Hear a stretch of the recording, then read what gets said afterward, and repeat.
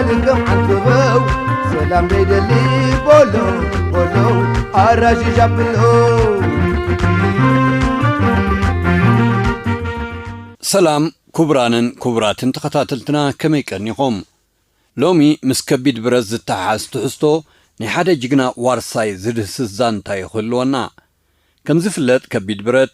بفلاي مدفع نقوس نعودوغ يبهاليوم كميسي زدمع مدفع نزكياد ناي كلتا تسعررت تواقعتي وسان ترى سلزلوم بفلاي مدفع جيتاتن آتو كوستن وي بلمدي استوكوش زبهالو وسنت أولات نايتي أهادو حيالات تبعات مستوعلتن كيلاتاتن انتقينهم نحادة بزح زحاز السراويت نزقبرو وق ناي مغيار لعل تخلو اللوام أب إقر مخل أمرقاف أشحا السراويت شفراويانن كزومتو أقدوك أباقلن أفراسن كوتا زي تفلالي مسعنياتات حيزم مستي ورار السراويت شفراويان زااتو قبار تقارون أبتي هلكيت كبهال زغل عودوغ ناقر مخل ترفاتيتم تريفوم يم أبتتفق السراويت شفرا مالالي سترائلون غازيت انياتات علم بأكال نابت عودوغ بمخاد نهلكي السراويت ويانا بمرأي زتقرملون وغ اقر مخل ترى نايت نقوس نعودو خوينات زخوانا مدفع لعل ترى منبارو ينقاريوم سراويت حيلتات مكالخال إيرترا أبزي أبتصبيب عنكال ناقر مخل زمزقبون بوحد كسارا نعسرتتات شحات هلكي السراويت ويانا زكايدولن وغ حادي أبالها قراوي أغلقلوت وارساي مدفع عجي كبيد برات ناي 122 مليمتر مسبوصاتو كاب سرحون أبلع السراويت ويانا ناي زوردو هلكي سترخزان تاجيقننت حزنا لكم قريبنا لنا زوار سايزي نقاسي زبهال زانتا نقاسن ناي مدفع هادو انصرح وغيا هيا تخطاتو لنا نقربو لكم لنا سناي مكتتال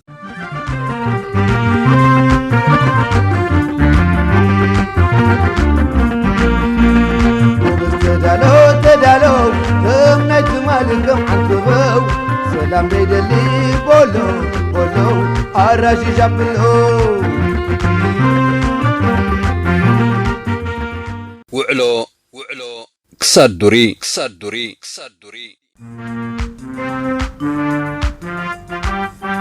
بإرمياس أبراهام ودي إمو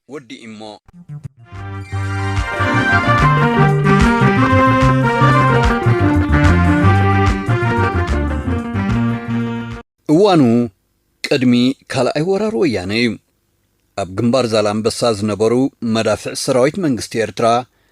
أنفت شامبو قطاتهم نابدوبوب أغنيهم يرأيهم اب تقوانتي حمد إدريس حمد ود أبي مدفع 122 مليمتر نابزع عتقت قجل أبلات وارسين يكالون مراحي مسرعيهم نسو قدمي أب عنكر شامبو برت زغورسه ويزاتو بومبا ناب علامه مونچافو زدلي ناي متكواس مسرحات كمستمالئ نخرغاغص ناب طقا قداماي اغري ناي تبرت تصقيعو يمرمر نبره ابتاهم متتيا تكواس مدفعجي ناي 122 مليمتر ابال كالا اي زوريا هاغراوي اغلغلوت نغاسي غويت اوميم نغاسي قدمه تخسي كمالا نزنبرو مسرح بعقلي اي فصمون نغادم تسرعو بحد هرمت بومباتاتو يونچف نزنبره اصوارو سميرو نخدر بزغبر ناي مدالو فقدي كساب زوداون ادامصن حاده كلته دحر مبال سلسته تبل ناي تكبر فقدي كي تصبي بزنبرو ناي متكواس هنتينت تدريخو قاتا مدفع بمسحاب نبومبؤو أفانوا إذا تكبر زيا أبوغ كابز الساتس توكوسا ناي مجمرتان قداميتن تموكرو نبرت دحر قاتا سحيبو برتوع ناي تغس دمص مدماصو نخبابيو تعذبومو نتا أب قدمت مدفع زنبرت قرب مقيع انت تعذبا زنبرا قرصي فتصوم تغييره نغاسي بلحت نايت فتصامه غريمو نمرح مسرعو اتا ود ابيه زاغرب دا انتاي كوينيا راي ابا كبل توكسم امشي يا اخي نعيسي انتاي هاغير كان زلها ኣይትርእየኒ እንዲኻ ዘለኻ ቦሎ ምኽንያቱ ቅርፂ ናይታ ገረብ ጥራይ ኣይኮነን ተቐያይሮም እንከላይ መልክዕ ወዲ ኣብየ ተቐያይሩ ነይሮም ነጋሲ ቅድሚ ነታ ሕቶ ምሕታቱ ወዲ ኣብየ እንታይ ከም ዝወረዶ ኣየቕለበሉን ድሕሪ ቁጥዕ ዝበለ መልሲ ወዲ ኣብየ ግን ተኪሩ ጠሞቶም ወዲ ኣብየ ብምሉኡ ናይ ርእሱን ናይ ገጹን ጨጉሩ ቀምሪሩ ነበረ ነጋሲ ከዓ ነቲ ጉድ ምስ ረኣዮ ብስምባደ ኣፉ ሒዙ ትሚሉ ጠሞቶም ጌጉኡኻ ተረድኦም ወዲ ኣብየ ጽባሕ ኣብ ገለ ክትላዕጢኻ በጃኻ ርግእ በል ክብል ንነጋሲ ርግኣትን ልዝብ ምባልን ከም ዘድልዮ ጎንሖ መድፍዕ ብባህሪኡ ብቕድሚ ሻምብቁ ይኹን ብድሕሪቱ ረስኒ ናይ ምጥፋእ ጠባይ ዘለዎ ከምኡ ስለ ዝኾነ ከዓ ነቲ ብቕድሚ ሻምብቆ ዝነበረ መራሐ መስርዕ ሕመድ ወዲ ኣብየ ገጹ ክሽልብቦ ከኣለ ጭሕሙን ፀጉሪ ዓይኑን ብሃፈፅታ ናይቲ ተኽሲ ናይ መድፍዕ ሓሪር እዩ ነጋሲ እቲ ብክለሳ ሓሳብ ጥራይ ዝተምሃሮ መድፍዕ ማዕረ ክንድኡ ተኣፋፊ መስሎ ይነበረን ኣብ መራሒ መስርዑን ዘኸተሎ ሳዕቤንን ነታ ኣውፅልታ ኣሕሪሩ ስላዕ ጥራይ ዘትረፋ ምልእቲ ዝነበረት ገረብን ሓሪሮም ምስ ረኣየ ሓይሊ ናይቲ መድፍዕ ኣስደመሞ ተሰቆሮ ድማ እዚ ካብ ኣእምሮ ነጋሲ ዘይተረስዐ ተርእዮ እዚ ክሳድ ዱሪ ኣብ ዝተባሃለ ከባቢ ጾረና ዝርከብ ቦታ ዝተፈጸመ እዩ ካብ መንፅር ጸላኢ ታባፍሻለ ብዝበሃል ጎቦ ክውል ዝበለ ኮይኑ ነታ ናይ ወዲ ኣብየ መድፈዐኛ መስርዕ ካብ ቀጥታ መጥቃዕቲ ከቢድ ኣፅዋር ናይ ጸላኢ ኸዊሉ ውሕስነት ሂብዋ ነበረ እቲ ዝያዳ ንነጋሲ ከም ዝድነቕ ዝገበሮ ጉዳይ ነባሪ ህዝቢ ክሳድ ዱሪ እዩ እቲ ንኣሃዱታት ከቢድ ብረት ንምህራብ ካብ ጸላኢ ተተኪሱ ዝመጽእ ዝነበረ ቡምባታት ኣብ ዝባን ህንጻታት ሃዳሙን ቅርዓትን ናይ ቤቶም እናፀሓየ እንከሎ ወይ ክህድማ እቲ ህዝቢ ኣብ ክንዲ ዝርዕድን ዝሰናበድን በንጻሩ ነተን ሓይልታትን ኣሃዱ ከቢድ ብረትን ኩሉ ዘድሊ ህዝባዊ ደገፋቱ ከበርክት ተራእየ ነጋሲ ኣብ ወዲ ኣብየን ኣብታ ገረብን ዝወረደ ሳዕቤን ድሕሪ ምርኣዩ ቀጥታ ናብ ገዛ ኣቶ ምስግና ኣማዕደወ ገዛ ኣቶ ምስግና ኣንጻር ደብዳብ መዳፍዕ ጸላኢ ተፋጢጣ ደው ኢላ ኣስተብሃለላ ኣይሂ ቡምባታት መዳፍዕ ቢኤምን ቡምባታት ታንክታትን ኣብ ከባቢኣ ክዓልብ እንከሎ እታ ሃድሞ ግን ፍጹም ኣይተተንከፈትን ኣቦይ ምስግና ሰለስተ ደቆም ንናጽነት ኤርትራ ኣሰዊኦም እዮም እቶም ዝነኣሱ ደቆም ከይተረፉ ነታ ብዋጋ ዓጽመ ደም ዓበይቲ ኣሕዋቶም ዝመጸት ናጽነት ንምዕቃባ ኣባላት ሃገራዊ ኣገልግሎት ኮይኖም ናብ ግንባራት ተዋፊሮም ኣብ ጥምጥም መኸተ ምስ ጭፍራ ወያነ ተሰሊፎም ነበሩ ኣቦይ ምስግና ድማ ምስ በዓልቲ ቤቶም ንበይኖም ኣብታ ገዛ ይነብሩ ነበሩ እቲ ኩነታት እቲ ንነጋሲ ብዙሕ ስምዒታት እዩ ኣበራቢሩሉ እቶም ወለዲ ስለምንታይ እዮም ካብቲ ተኣፋፈ ከባቢ ዘይለቐቑ ብሰንኪ እርጋንዶ ዋላስ ሓገስ ኢኖም ይኾኑ ነጋሲ ጎይትኦም ኣብ ጥሪ ናይ 1995 ዓመተ ምህረት እዩ ካብ ከተማ መንደፈራ ናብ ሳዋ ወሪዶም ካልኣይ ደረጃ ትምህርቱ ዛዚሙ ናብ ሳዋ ከምርሕ እንከሎ ብዘይካ ካብ ቤት ትምህርቱ ካልእ ዝኾነ ተወሳኺ ስራሕ ዘይፈልጥ መንእሰይ እዩ ዝነበረ መጀመርታ እግሩ ማእከል ስልጠና ሳዋ ኣብ ዝረገጸሉ ግዜ ደቂ ሰብ ክነብሩላ ዝኽእሉ ቦታ ኮይና እውን ኣይተሰማዓቶን ሳዋ ተዓላሞ ካልኣይ ዙርያ ሃገራዊ ኣገልግሎት ንማእቶት መጽለሊኦም ብምህናጽዮም ጀሚሮሞ ነፍሲ ወከፍ ጋንታ ናይ ገዛእ ርእሳ መጽለሊ ዳስ ክትሰርሕ ስለ ዝተወሰነ ከዓ ኣጉናት ብምቑራጽ ብምእካብን ብምጉራትን ሳዕሪ ጀመርዎም ነጋሲ ከዓ ምስቶም ንፈለማ እዋን ዝተላለዮም ካብ ኩሉ ከባቢታት ኤርትራ ዝመፁ መንእሰያት ኮይኑ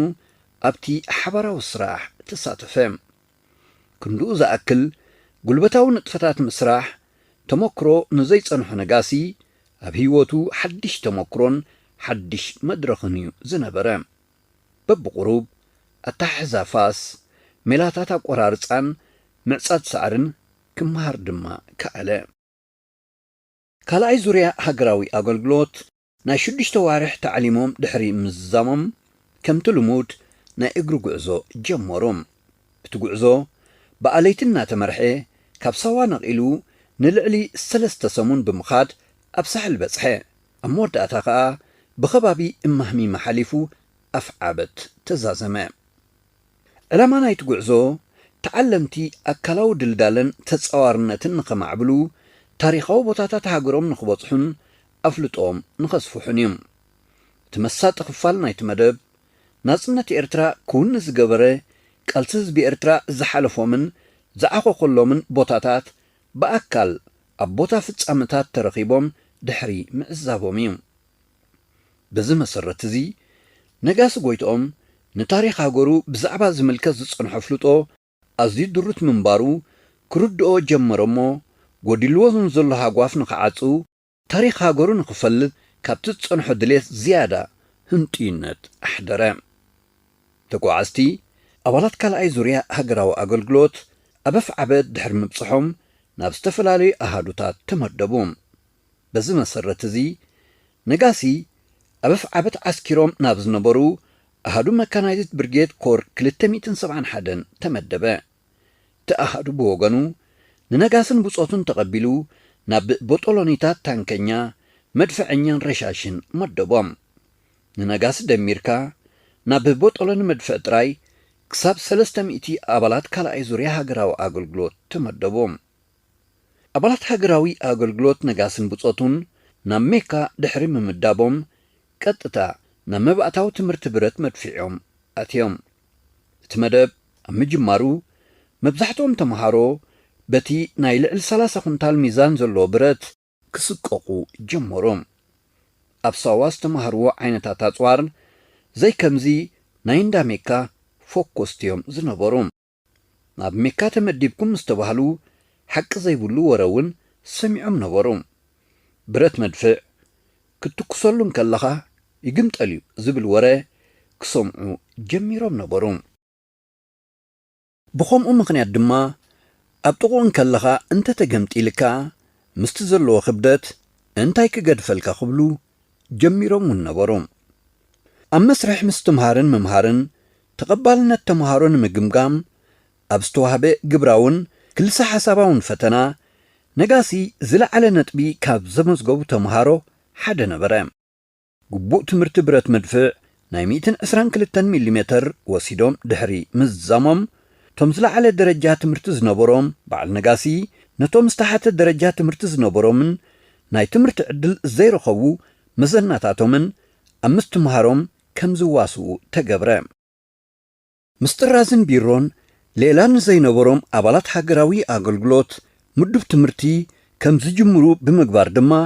ናብ ዝለዓለ ደረጃ ክሰጋገሩ ኣብ ምግባሮም ኣበርክቶ በዓል ነጋሲ ዕዙዝ ነበረ ነጋሲ ንራብዓይን ሓምሻይን ክፍሊ ናይ ስነ ፍልጠት መምህር ብምዃን 2 ኮርስ ክውድእ እንከሎ በቲ ካልእ ገጽ ድማ ኣብ መድረኽ ናይ ስፖርት ንባዕሉ ካብቶም ንጡፋት ተጻወትቲ ሓደ ነበረ ኣብ ስፖርታዊ ውድድራት ናይ ተንጋንታታት ዝነበረ መንፈስ ብምትህልላኽ ይንጸባረቕ ነይሩ ኩሉ ኣባል ጸብለልቱ ኸርኢ እቲ ሓደ ካብቲ ሓደ ዝያዳ ክነፍዕ ይጽዕርን ብኒሕ ይጻወትን ስለ ዝነበረ ነፍሲ ወከፍ ኣባል ናይቲ ኣሃዱ ኣብ ሓያል ስምዒት ኣትዩ ይንቀሳቐስ ነበረ ነጋሲ ነተን 2 ኮርስ ምሂሩ ድሕሪ ምውድኡ በቲ ኣሃዱ ን5 መዓልታት ዕረፍቲ ተዋህቦም በዚ መሰረት እዚ ካብ ኣፍ ዓበት ናብ ከተማ መንደፈራ ኣምርሐ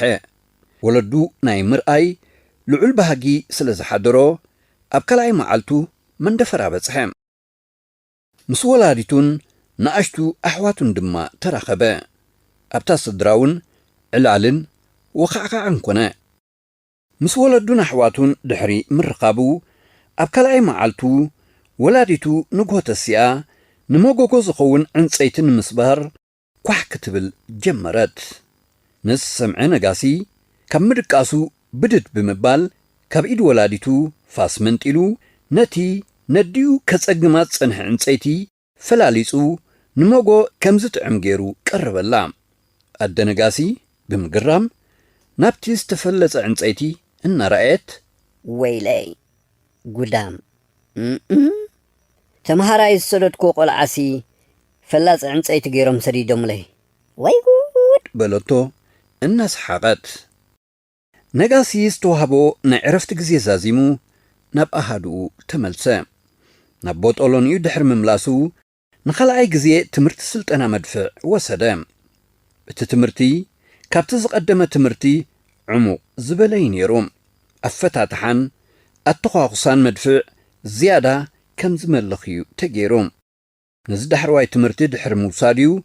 ننبسو كم بقو مدفع عجي ناي مدفع 122 ملم كوسدا زجمره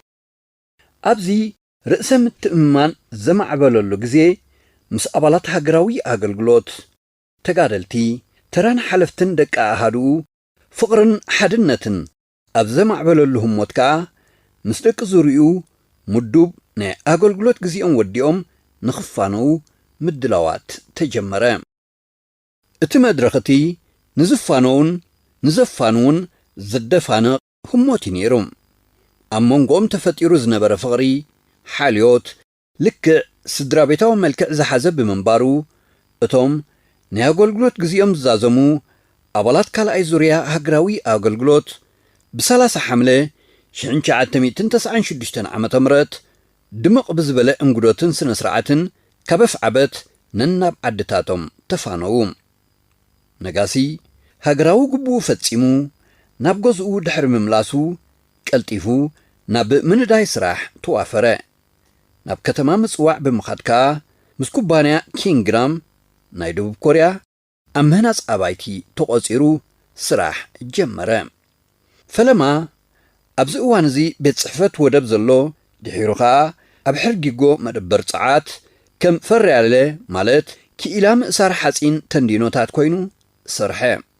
مستزنبرو تغهاتن ناي قوانقوا كيلتن أب عين أسرحتو زاتو نغاسي دحري زتوسنا غزي نحانتي وركشوب مراحي مالت فورمان بمخان درجو وسخام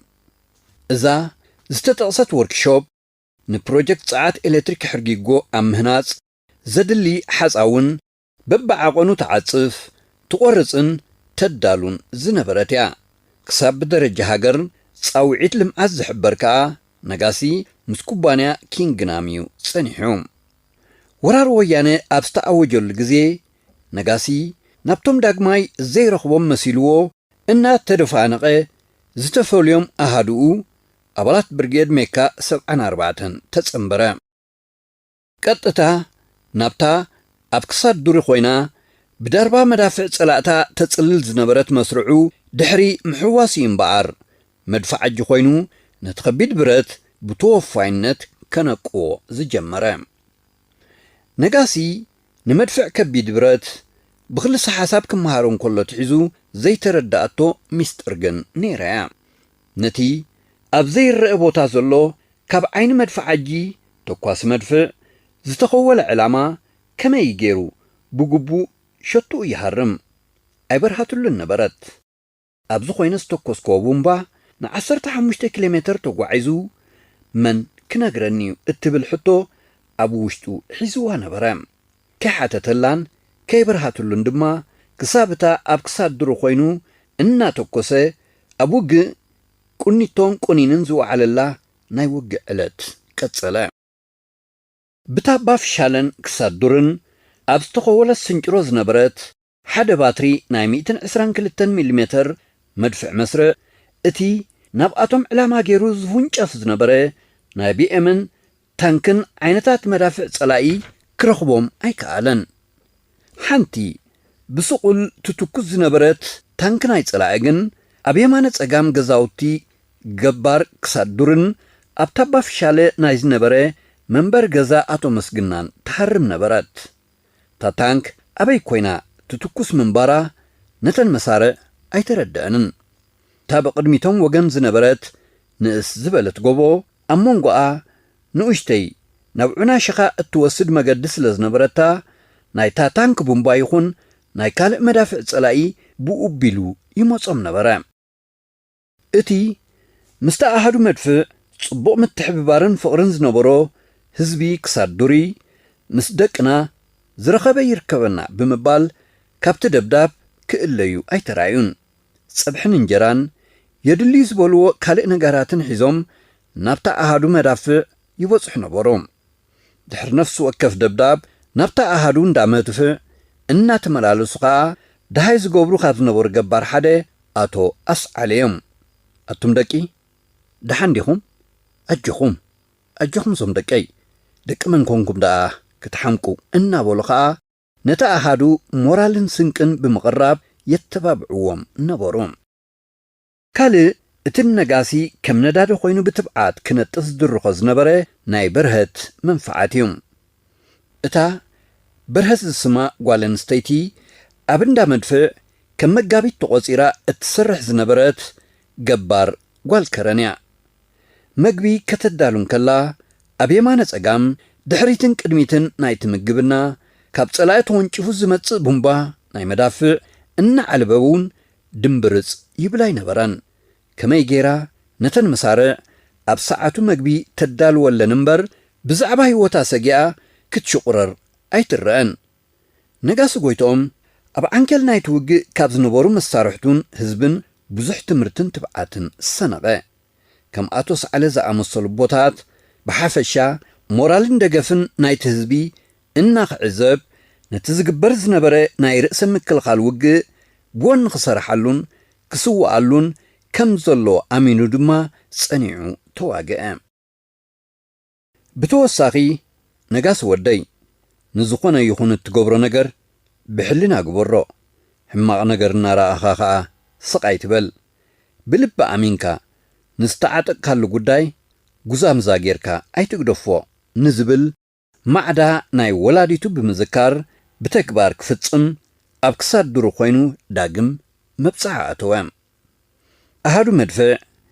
ገና ኣብ ክሳድ ዱሪ እንከላ ካልኣይ ወራር ኣርከበ ጸላኢ ብእግሪ መኸል ከጥቅዕ ምዃኑ ተፈሊጡ ስለ ዝነበረ ኩሉ ኣድላይ ዝበሃል ምድላው ብወገን ሓይልታት ምክልኻል ኤርትራ ተጻፊፉ ነበረ ንእንዳ መድፍዕ ሓድሽ መተኮሰ ሓበሬታ ተዓደሎም በዓል ነጋሲ ኣብ ናይ ቁኒን ቅኒቶን ካልእን ደብዳብ እኹል ተመክሮ ደሊቦም ስለ ዝነበሩ ድማ ካልኣይ ወራር ወያነ ንምፍሻል ኣብ ዝግበር ጥምጥም ርእሶም ክኢሎም ከም ዝትኩሱ ተረጋጊጹስ ኣብ ዘተኣማምን ደረጃ ነበሩ ጸላኢ ኣብ ልዕሊ ሰራዊት ኤርትራ መጥቃዕቱ ጀመረ ንሓይሊ ኣሃዱ መድፍዕ ኣብ ቅድሚት ሓሊፉ ዘተኩሶ ዝነበረ ስውእ ኮሎኔል ቴድሮስ ገብረዝጊ ጉርማጽ እዩ መዳፍዕ ወገን ንዝወንጨፍዎ ቡምባታት መዓልብኡ ብምክትታል ንቕድሚት ንድሕሪት ሰሓቦም ንየማን 5 ጽቡቕ ኣለኻ ኣብ ኣድገም ሕጂ ነዛ ጫካ ኢልካ ሓዛ እናበለ ብመራኸቢት ራድዮ ገይሩ ናብቲ ኣብ ጎኒ ተኮስቲ መድፋዕጅታት ኮይኑ ሓበሬታ ዝቕበሎ ዝነበረ ኦፐሬተር ሓይሊ ኤፍረም ተስፋ ሚካኤል ወዲ ዕንዱ መምርሒ ይህብ ነበረ ንሱ ብዘይካቲ ናይ ተኽሲ መምርሒ ምሃብ ኣብ ባይታ ውግእ ብዕንቱ ንዝዕዘቦ ዝነበረ ምንቅስቓስ ኣመልኪቱ እውን ሓደ ክልተ ቃላት ይድርቢ ነይሩ እዩ ንኣብነት ሎሙስ ከዓ ሰብ ነጸላይ መጽዮምና ኣጆኹም በሉ ዝብሉ ቃላቱ ካብታ ኣብ ኢድ ኦፐሬተር ኤፍረም ዝነበረት ሬድዮ ርክብ ናብ እዛን ኣባላት እታ መስርዕ በጽሐ ነጋሲ ነባህላ ጉርማጽ ጸላኢ ብፓራሹት ይወርድ ከም ዘሎ ገይሩ ተረድኦም ብኡ ምኽንያት ከዓ ኣብ መንጎ ተኽሲ ምፍጻሙ ኣንቃዕሪሩ ናብ ሰማይ ጠመተ ግን ከዓ ኣብ ሰማይ ዝርአ ነገር ኣይነበረን ነጋሲ ዝትኩሰሉ ዝነበረ ብረት 122 ሚሜ መድፍዕ ኮይኑ ክልተ ተወሰኽቲ ከምኡ ዓይነታት መዳፍዕ ኣብ ጎኒ ኮይኖም ይትኩሱ ነበሩ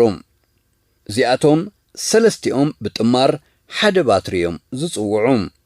ቅድሚት ወገን ናይዚ ባትሪ እዚ ካልእ ሓይሊ ዝሓዘቶ ቢኤም ወንጨፍቲ ሮኬታት ካብኡ ንቅድሚት ሓሊፍካ ድማ ረሻሻት ነበሩ ጉርማጽ ብፍላይ ነቶም ናይ መዳፍዕ ኣጽዋር ሓቢሮም ናብ ጫካ ከም ዝቐንዑ ይመርሖም ነበረ ከም መራሒ ተኽሲ ናብ መድፋዕጅታት ከምዚ ዓይነት ጽዑቕ ጠለብ ክመጽእ እንከሎ ሓደ ኣገዳሲ ዕላማ ተረኺቡ ከም ዘሎ ኢኻ እትግምቶም ብርክት ዝበሉ ናይ 122 ሚሜ ቢኤም ወንጫፍ ሮኬት 130 ሚሜ ከበድቲ ኣጽዋር ሰራዊት ኤርትራ ቅማረ ሻምብቆታቶም ናብ ሓንቲ ዕላማ ናብታ ጫካ ብዝብል ኮድ ዝተዋህባ ቦታ ብምቕናዕ ንነዊሕ ሰዓታት ከም ሕሱም ነብሑላ ደኺመ ዝበለ የቋርጽ ዝብሉ ቃላት ኣብ ሬድዮ ርክብ ከዓ ይደጋገም ነበረ ትርጉም ናይዚ ኣባህላዚ ብቋንቋ እንዳኸቢድ ብረት ርሕቀትን መኣዝንን ከይቀየርካ በቲ ኣሲርካያ ዘለኻ ናይ መወዳእታ ቅማረ ቀጽል ህረም ኣገናዕ ከም ማለት ይትርጎም እጽፍ ዝርግሕ ዝብሉ መንእስያት ነጋስን ብጾቱን ብወን ሰርሑ ኣብቲ ውግእ ነፍሲ ወከፍ መድፍዕ ኣማኢት ቡምባታት ተኰሰት ሳዕቤን ናይቲ ዝተኰስዎ ቡምባታት ኣተኰስቲ ጥራዮም ዝፈልጥዎም ኣብ ልዕሊ ጸላኢ ዝወረደ ኽሳራ ጉርማጽ ብዝህቦም ዝነበረ ሞራል ጥራዮም ግምት ክወስዱ ዝኽእሉ ዝነበሩ እንተኾነ ብረት 122 ሚሜ ብረስኒ ክቃጸል ተቓረበ ድሕሪ ዝተርእዮ እዚ ተኽሱ ቋሪጾም ኩነታት ናይቲ ብረት ንምፍላጥ ተፍትሽ ገበሩ ብዝሒ ተኽሲ ብዝጠንቁ ረስኒ ናብ ዘይተደልየ ሳዕቤናት ከመርሕዩ ጸኒሕዎም ምውዳእ ዘይቲ ፒስቶንን ናይ ቅድሚት መትሓዚ ዘይቱ ነቲዑ ጸንሖም ተኽሱ ቋሪጾም ተፍትሽ እንተዘይገብሩ ነይሮም ከስዕቦ ዝኽእል ዝነበረ ሳዕቤን ኣመና ምኸበደ እታ ስዒባ ናብ ሻምብቆ ብረት ዘጉረስዋ ቡምባ ቅድሚ ተወንጭፋ ዕላማ ጸላኢ ምህራማ በቲ ኣብ ሻምብቆ ብረት ዝተኸስተ ረስኒ ተፈንጂራ ንባዕላቶም ነቶም መድፋዕጅታትን ኣብ ከባቢኦም ዝነበሩ ተሓጋገዝትን ለሚጻ ኣሰሮም መጥፋኣቶም ነይራ ብትእዛዝ መራሒ ተኽሲ ደብዳብ ደው በለ ስውእ ኮሎኔል ቴድሮስ ገብረዝጊ ጉርማጽ ካብቲ ዘተኩሰሉ ዝነበረ ናይ ቅድሚት ቦትኡ ተመሊሱ ናብ ክሳድ ዱሪ መጸ በቲ ተሓይሊ ዝፈጸመቶ ስራሕ ከም ዝተሓጐሰ ብምግላጽ ከዓ ነቶም መድፋዕጅታት ኣተባብዖም ቀጺሉ ጉርማጽ ቡምባና ናበይና ንሰዶ ነርና ኢልኩም ከይትሓስቡም ገለ ኻባኻትኩም ናብ እግሪ መኸል ብምኻድ ዕላማኹም ውቁዑ ረኣይዎም ብዝተረፈ ብሓቂ ጽቡቕ ስራሕ ኢኹም ሰሪሕኹም ብምባል እቲ ንኽልተ መዓልታት ብዘይምቁራጽ ዝሰደድዎ ቡምባታት መድፍዕ መዕለቢኡ ንኽርእዩ ፈቐደሎም ሓደ ካብቶም ውቃዕ ናይ ዝወንጨፍዎ ቡምባታት መድፍዕ ብዕንቶም ክርእዩ ዝተሃንጠዩ ኸ ነጋስ ነበረ ምስ ገለ ኣባላት ሓይሉ ብምዃን ናብ እግሪ መኸል ኣምርሐ ዝሰደድክዎ ቡምባ ኣብ ግቡዕ ዕላማ ምዕላቡስ ብኸመይ ይፈልጥ ንእትብል ሕትኡ ድሮ ብመገዲ መራሒ ተኽሲ ከም ዝፍለጥ ኣረጋጊጹ እዮም ሕጂ ግን ውፂኢት ድኻሙ ብዓይኑ ንምርኣዩ ዝተረበጸ ኣብ እግሪ መኸል ኣብቲ ቦታ በጺሑ ውፂኢት ተኽሱ ምስ ረአየ ግን ኣብ ሕልንኡ ዝተፈልየ ስምዒት ተፈጥረ ንኣእምሩኡ ዝርብሽ ትርኢት ድማዩ ጸኒሕዎም ብዝወደቐ ሬሳታት ጸላኢ መጽዓኛን ከብከብቶብን ገባር ደቂ ተባዕትዮን ደቂ ኣንስትዮን ተጋሩ መርገፂ እግሪ ዘይብላ ኾነቶም እግሪ መኸል ነጋሲ ብፍላይ ድሕርታ ምስ ስቑሬን እዝና ርእሳ ዝተቖርጸት ትግራዊት ሰበይትን ኣብ ጥቓ ዝወደቐ ርእሲ ኣድግን ምርኣዩ ኣይሕጉስ ኣይጉሂ ኮይኑ ፈዘዘ ድሕርዚ ኣብ እግሪ መኸል ነዊሕ ክጸንሕ እውን ኣይመረጸን ምስ ነብሱ እናተዛረበ ድማ ናብ ክሳድ ዱሪ ኣምርሐ እቲ ጥፍኣት ናይ ሰራዊት ጸላኢ ኣስካሕኪሕዎ እዩ እቶም ህዝቢ እንታይ ደልዮም ኣድገ በቕሊ ሒዞም ምስቲ ሰራዊት ተሓዊሶም ናብ ተሓዊ ተጠቢሶም መራሕቲ ውግእ ሰራዊት ወያነ ኸ ስለምንታይ እዮም ንሰራዊቶም ዘይሓለይሉ ስለምንታይ ክንድኡ ዝኣክል ብዝሒ ሰራዊት ናብ ሓንቲ ጸባብ ቦታ ጠጢቖሞ ከምኡ ዓይነት ሜላ ውግእ ኸ ኣሎ ድዩ ዝብል ኣብ ኣእምርኡ ተመላለሶም እሱ እናተሓሳሰቦ ኸኣ ክሳድ ዱሪ በጽሐ ኣባል ካልኣይ ዙርያ ሃገራዊ ኣገልግሎት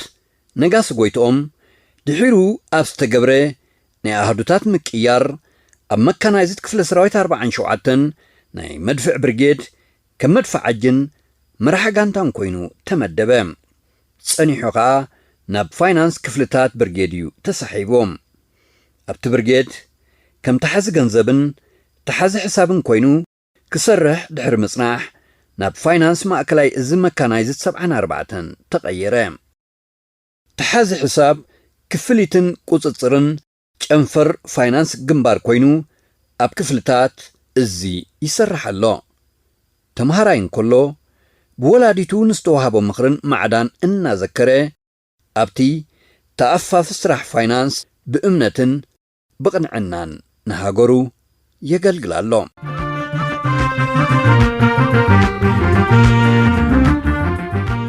ኣዘንታዊ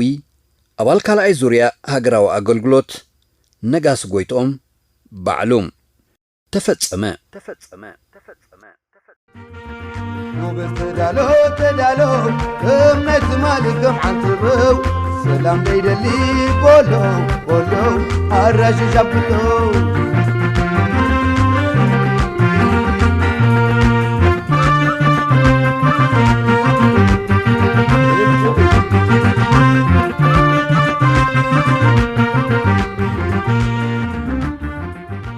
ክቡራትን ክቡራንን ተኸታተልትና እዚ ዛንታ ጅግነት እዚ መጽሓፍ ዋርሳይ ምርኩስ ብምግባር ምስ ሙዚቃ ኣዋሂድና ዘቕረብናልኩም እዩ ነይሩ ንስለ ምክትታልኩም ኣዚና ነመስግነኩም ትሕዝቶና ፈጺምና ያለና ዓወትና ሓፋሽ ዝመነን ኣይኮነን ናትነትና ብያብ ኣይኮነን ሓርነትና ዝመነን ኣይኮነን ናትነትና ብያብ ኣይኮነን ሓርነትና ብዙሓት ጀጋኑ ሰዊና ኣላ ዶባ ንኸይድፈር ንሒልና ኣላ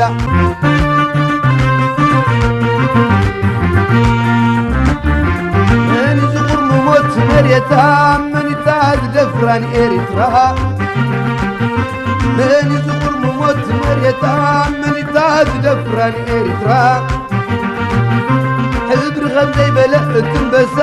ዳግም የለን ማንም ዝትስሳ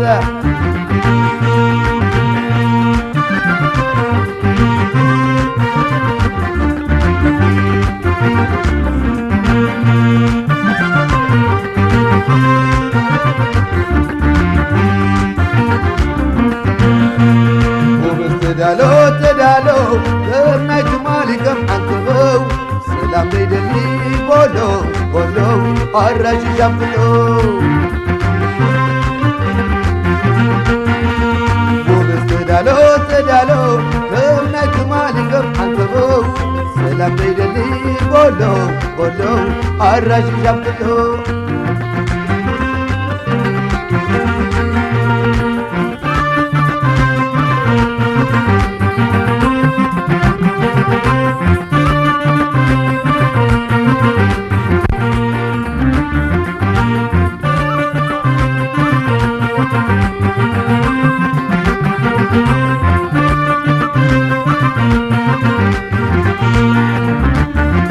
ኣብ ዓለም ፖለቲክ ባህርና ከም ዘይንደልፍ እንዳማትና ኣብ ዓለም ፖለቲክ ባህርና ከም ዘይንደልፍ እንዳማትና ሽግርን ሰበባን ተፃዊርና ንዝመፅእ ኩነት መከትናታ ኣብ ዓለም ፖለቲክ ባህርና ከም ዘይንደልፍ እንዳማትና ኣብ ዓለም ፖለቲክ ባህርና ከም ዘይንደልፍ እንዳማትና ሽግርን ሰበባን ተፃዊርና ንዝመፅእ ኩነት መከትና ወይ